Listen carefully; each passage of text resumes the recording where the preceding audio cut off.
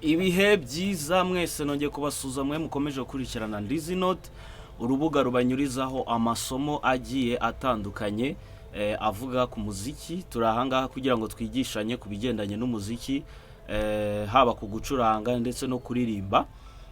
Naje gusubiza ibibazo bamwe mu banyeshuri bagiye bambaza.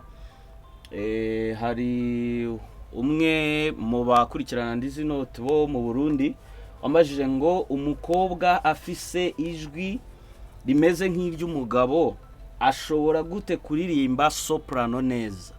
Umukobwa afise ijwi nk'iry'umugabo rimeze nk'iry'umugabo ashobora gute kuririmba soprano neza. Iki kibazo abantu benshi bashobora kukibaza, kwibaza uti se cyangwa se cyane cyane ku bakobwa cyangwa abamama bafite amajwi asa nkaho akomeye ya akomeye ari hasi ameze nk'ay'abagabo, ni gute bashobora kuba baririmba soprano kandi neza hatarimo ibibazo na bitoya. Ahangaha rero nakuzaniye ibisubizo bishobora kuba byagufasha, ushobora kuba wagenderaho cyangwa se ibintu ushobora kuba wakora ukaba wabigenderaho bikaba byagufasha kuri we wakibajije ndetse n'undi uwo ari we wese. Ni ukuvuga ngo ikintu cya mbere ugomba kwibandaho ni breathing support. Umwuka niwo mbaraga za soprano mu buryo bujyanye no guhumeka.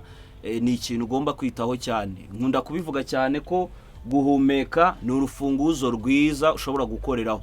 Kwiga buryo ki ushobora guhumeka mu bijyanye no kuririmba bishobora kugufasha kukuba ijwi ryawe ryakora soprano neza cyangwa ryashobora kuba ryazamuka. Ikindi warm ups ni ingenzi, ugomba kuzikora. Hari warm ups zigiye zitandukanye nk'ishobora gukora yitwa silence,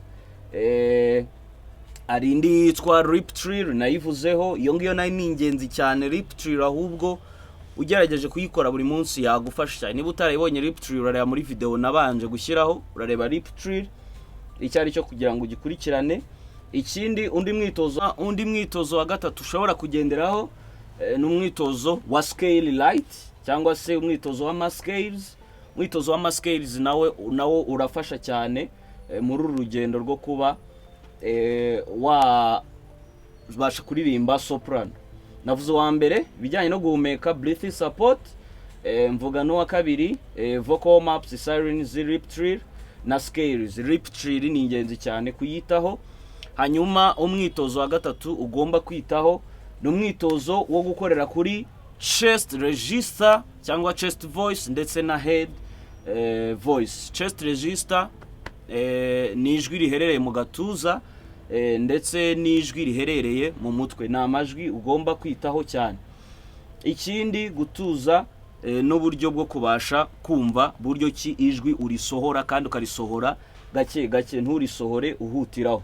Hanyuma kubikora consistent buri munsi ukagenda ubigerageza bigenda bigufasha. Ngibyo rero ibishobora kugufasha, ngibyo ibyo nasubizaga umwe mu banyeshuri bakurikirana Ndizi Note bambajije bavuga bati se ni gute umuntu cyangwa se umukobwa cyangwa umumama ufite ijwi rimeze nk'iry'abagabo ashobora kuririmba soprano. Yite kuri lip trill. Lip trill uyiteho cyane, uyiteho urebe hasi, urebe uburyo ikorwaho. Hanyuma noneho wite no kukigendanye na breathing support yawe, uburyo bwo guhumeka, ndetse n'ikigendanye no kuba